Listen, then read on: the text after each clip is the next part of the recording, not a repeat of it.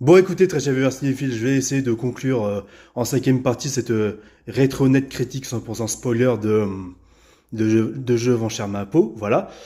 Donc, qu'est-ce qu'on pourrait dire? C'est que voilà, ce qui est intéressant avec ces méchants de western vraiment, pas caricaturaux, mais vraiment caractéristiques, ou vraiment, c'est vraiment des crapus qui en ont rien à foutre de la vie humaine et qui en fait, par exemple, t'as carrément l'un des sous-fifres, du chef des sous-fifres en question qui en fait... euh,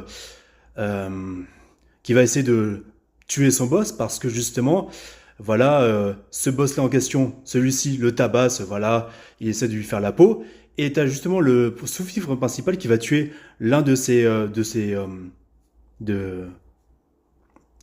pas un de ses partenaires, mais l'un de ses sbires par le dos, justement, par lâcheté. Et en fait, ce qui est intéressant, c'est que c'est très caractéristique de ce genre de méchant-là, dans le film en question, c'est que les méchants, vous aurez remarqué pour ceux qui ont vu le film comme moi, ils tuent par derrière, pour montrer leur lâcheté, pour bien accentuer le fait que c'est vraiment des craputes qui n'ont aucune dignité, aucun honneur. C'est pour ça que Magdalena, il avait tué par derrière le dos le père de Shane.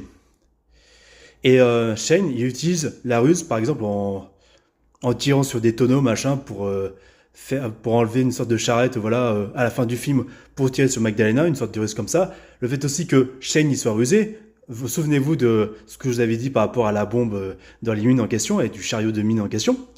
Déjà, il y a de ça qui est intéressant pour montrer que Shane, il est face à la mort, il est digne de ça, il a le courage nécessaire de faire face à la mort. Il y a même ce côté christique où même quand il est dans l'église, voilà, avec Georgienne et Christian, c'est que il y a un aspect de Dieu qui en fait le protège parce qu'il sait qu'il a le courage nécessaire de sacrifier sa vie pour ce qui est bien et pour ses proches et pour les gens qu'il aime.